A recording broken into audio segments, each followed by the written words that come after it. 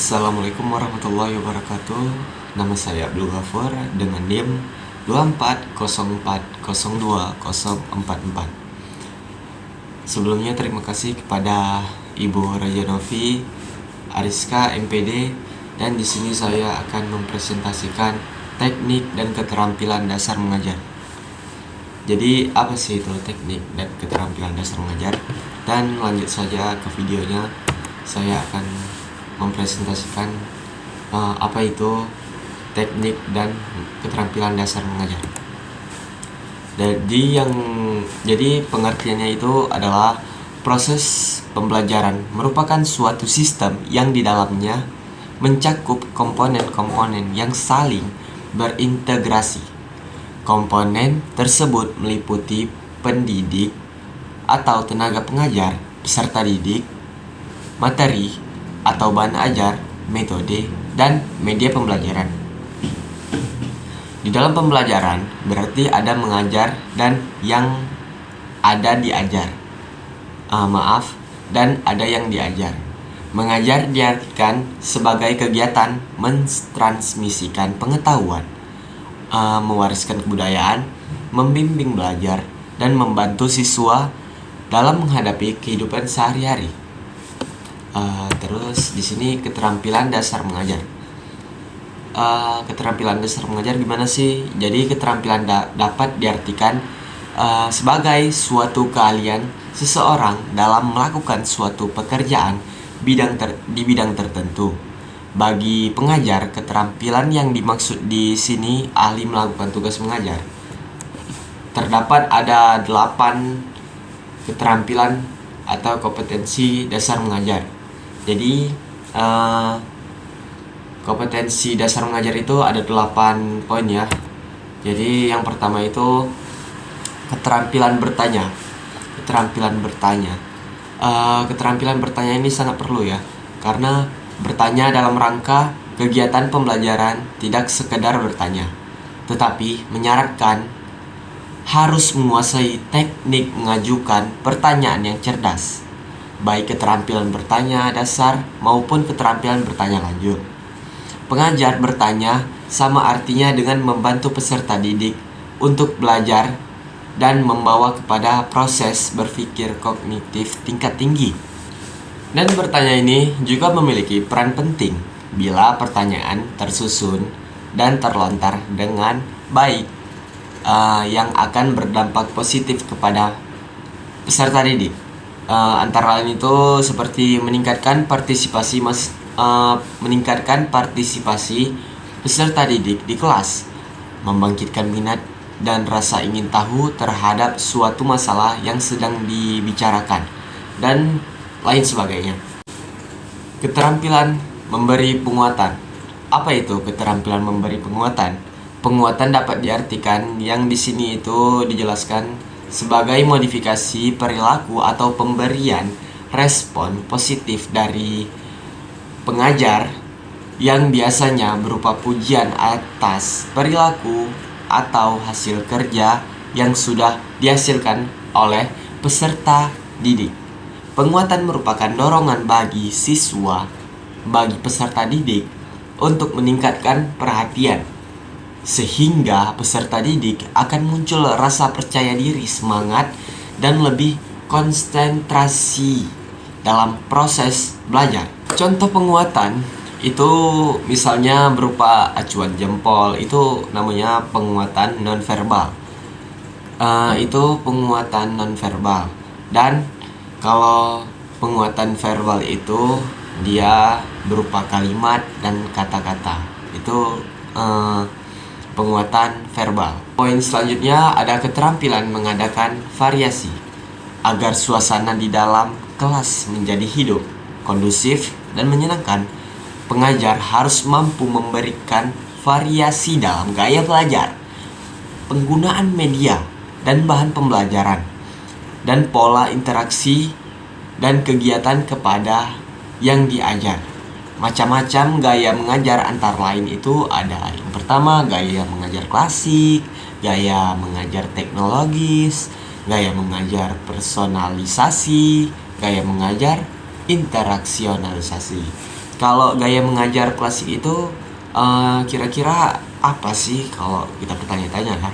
Kalau gaya belajar klasik itu proses belajar mengajar yang berpusat pada guru atau menguasai kelas sehingga kecenderungan peserta didik menjadi pasif.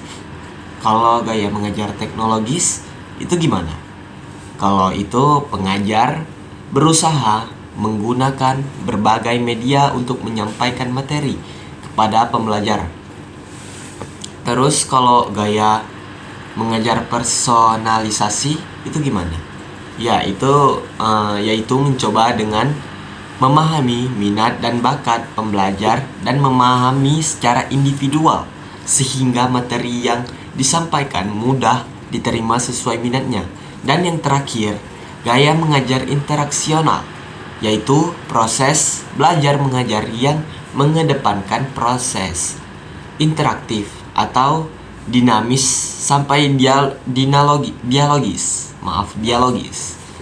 mendorong peserta didik untuk aktif dalam kelas. Jadi ini metode yang sangat penting dan semua itu sangat penting, tapi yang ini penting juga. Dan selanjutnya ada keterampilan menjelaskan.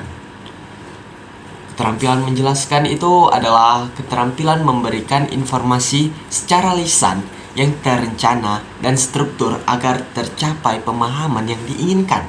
Setidaknya penjelasan harus relevan dengan tujuan materi sesuai dengan kemampuan dan latar belakang pembelajar, serta diberikan pada awal, tengah, ataupun akhir pembelajaran sesuai dengan keperluan.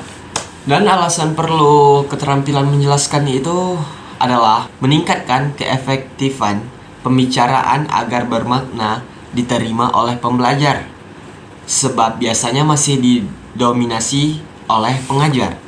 Terus di sini ada tingkat pemahaman mahasiswa berbeda-beda, sehingga perlu mengikuti permainan bahasa mereka dengan tujuan informasi yang disampaikan jelas dan memiliki pemahaman yang sama dengan para pengajar. Dan yang terakhir itu ada keterbatasan mahasiswa mendapatkan sumber informasi dan belum tentu mampu memahami sendiri informasi dari sumber lain atau buku dan lain-lain lah. Disinilah peran pengajar membantu menjelaskan, dan ini sangat penting. Bagian menjelaskan, keterampilan menjelaskan itu sangat penting. Terus keterampilan membuka dan menutup pembelajaran. Kalau keterampilan membuka dan penutup pelajaran ini juga sangat penting. Tujuan dari keterampilan membuka pembelajaran antara lain memberikan gambaran tentang materi yang akan disampaikan, mengetahui kesiapan murid, menggali pengetahuan, dan agar murid tertarik dan termotivasi untuk mengikuti pelajaran.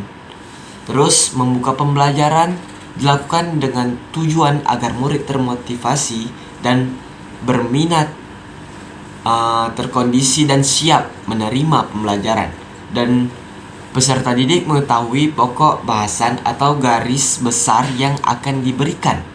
Sedangkan tujuan menutup pembelajaran antara lain mengetahui tingkat pemahaman murid dan memberikan intisari, serta mampu memberikan kesan yang membekas dalam ingatan atas materi yang telah disampaikan setelah keluar dari kelas.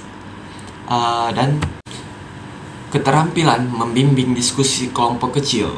Diskusi kelompok adalah suatu proses teratur yang melibatkan kelompok orang dalam interaksi tatap muka yang informal dengan berbagai pengalaman atau informasi, pengambilan kesimpulan, atau pemecahan masalah. Divisi kelompok merupakan strategi yang memungkinkan peserta didik menguasai suatu konsep atau memecahkan suatu masalah melalui satu proses yang memberi kesempatan untuk berpikir, berinteraksi sosial, serta berlatih bersikap positif. Dengan demikian, diskusi kelompok dapat meningkatkan kreativitas siswa serta membina kemampuan berkomunikasi, termasuk di dalamnya keterampilan berbahasa. Dan poin selanjutnya ada keterampilan mengelola kelas. Keterampilan yang berhubungan dengan penciptaan dan pemeliharaan kondisi belajar yang optimal serta pengendalian kondisi belajar yang optimal dalam penciptaan dan pemeliharaan suasana belajar yang optimal dapat dilakukan dengan prinsip kehangatan dan antusias, tantangan, bervariasi dan lainnya dan ada lainnya juga. Dan poin terakhir, keterampilan mengajar kelompok kecil dan perorangan.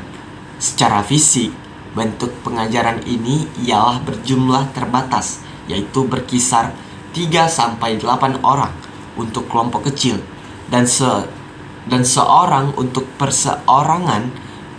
Pengajar kelompok kecil dan perseorangan memungkinkan guru memberikan perhatian terhadap setiap siswa serta terjadinya hubungan yang lebih akrab antara guru dan siswa dengan siswa lainnya. Komponen keterampilan yang digunakan adalah keterampilan mengadakan pendekatan secara pribadi, keterampilan mengorganisasi, keterampilan membimbing dan memudahkan belajar, dan keterampilan merencanakan dan melaksanakan kegiatan belajar mengajar. Sekian dari saya. Terima kasih. Assalamualaikum warahmatullahi wabarakatuh.